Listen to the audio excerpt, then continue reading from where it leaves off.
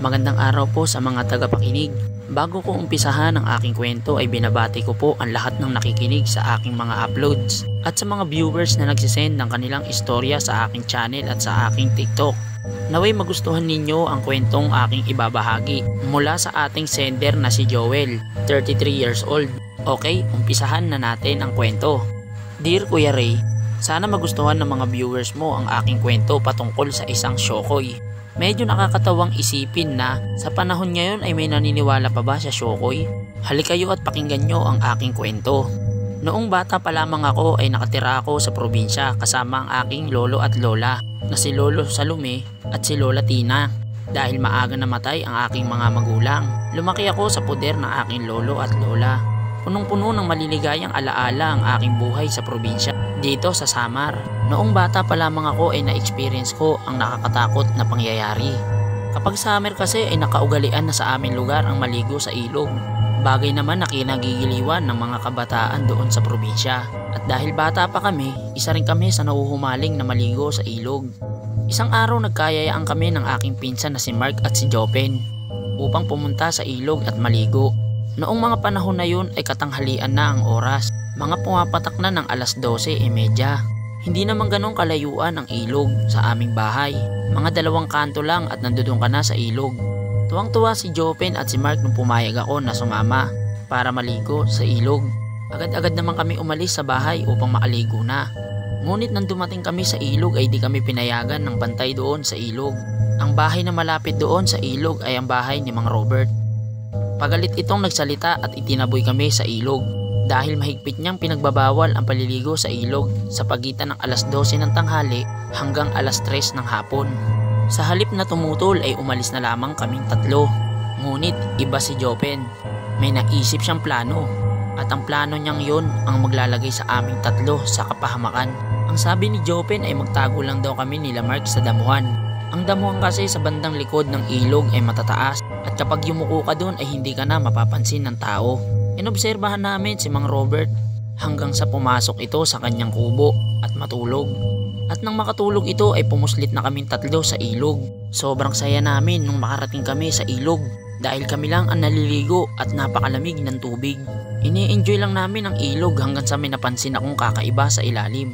Meron kasing part ang ilog na malalim. Ang tansya ko ito ay mga nasa 5 to 6 feet. May napapansin akong isang itim na bagay na lumalangoy sa ilalim ng tubig. Ngunit binaliwala ko na lamang yon at hindi ko na yon pinansin. Bagay naman na hindi ko alam na nasa pahamak na pala ang aming buhay. Mga bandang alauna ay napili kong umahon sa tubig upang magpahinga muna dahil sa pagod na aking naranasan sa paglangoy-langoy. Nakita ko si Jopen at si Mark ay nasa malalim ng banda ng ilog. At doon ay sumisisid sila at umaahon at tuwang-tuwa at nagkokontesan pa sila kung sino ang matagal sa ilalim. Niyayaya nila akong sumama doon ngunit hindi ako sumama sapagkat hindi ako magaling lumangoy. Maya-maya pa ay bumalik na rin ako sa paglangoy sa ilog. Ngunit napansin ko na nawawala si Jopen. At nung napansin din ni Mark na nawawala si Jopen, agad siyang sumisid sa ilalim ng tubig sa malalim na parte ng ilog. Maya-maya pa ay kagaya ni Jopen ay hindi ko na rin nakitang umahon si Mark. Agad akong nagpanik at pinuntahan ko ang malalim na parte ng ilog. Noong una nga ay akala ko'y nagbibiro lang sila at pinaprank lang ako. Ngunit ang ilog ay payapa at hindi man lang gumagalaw ang tubig. Nag-decide ako na sumisid upang silipin ang ilalim at iniisip ko na baka napahamak na ang 2 kong kasama. Ngunit nung nasilip ko ang ilalim ay wala akong ganong nakita dahil napakalabo ng ilog. At sa ilalim ay labog na labog ang tubig. Animo may nag-away sa ilalim na 2 malaking nilalang kung saan pati ang mga bato ay nagulo. Maya-maya pa ay akma na akong aahon. Ngunit naramdaman kong merong humawak sa aking paa. Napakalakas ng puwersang humahatak sa akin papailalim sa tubig. Maya-maya pa ay tuluyan na ako nahatak sa ilalim. At sa pakiramdam ko yun na ang aking katapusan. Tinignan ko kung ano ang humahatak sa aking paa. Nang makita ko ito, ako ay nagimbal. Ito ay katawang tao na merong kaliskis ng isda. Matutulis ang ipin at namumula ang mata. Parang galit na galit ito sa akin at hinahatak ako papailalim sa tubig. Nang maya-maya pa ay may kamay ng taong humatak sa akin paibabaw. Yun pala si Mang Robert. Naghihiyaw ito at may dalang patpat, kawayan na matulis. Tinusok niya ang nilalang sa ilalim at tinamaan ito at parang umungol. Maya-maya pa ay nabitawan ako ng halimaw at iniahon agad ako ni Mang Robert sa ilog. Maya-maya pa ay may pinahawakan sa akin si Mang Robert na lubid at ang lubid na ito ay nakatali sa kanyang katawan at sinabi ni Mang Robert na susubukan niya daw bawiin ang aking dalawang pinsan sa Siyokoy. Noong mga oras na yon ako ay balisa at nalilito kung ano ang nangyayari sa paligid. Agad-agad ay sumisid sa tubig si Mang Robert at doon nakita ko ang mga pagaspas ng tubig ay napakalakas. Lumipas ang mga 10 minuto ay umahon na si Mang Robert. Bagay naman na pinagtakahan ko na sa loob ng 10 minuto ay nakahinga siya sa ilalim ng tubig.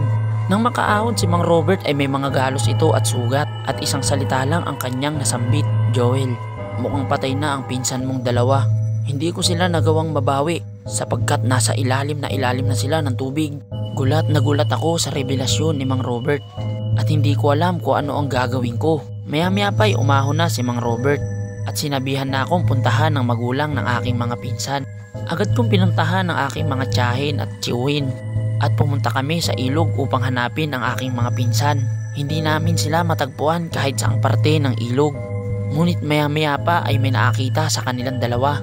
Natagpuan sila sa bandang dulo ng ilog. Bagay naman na pinagtakahan naming lahat dahil napakalayo ng kanilang narating. Natagpuan si Jopen at si Mark na parehas ng walang buhay. Puro sugat ito sa katawan at laslas ang mga lalamunan at butas-butas ang tagiliran. Animo kinalmot ng matatalas na kuko. Kalunos-lunos ang sinapit ng dalawa kong pinsan.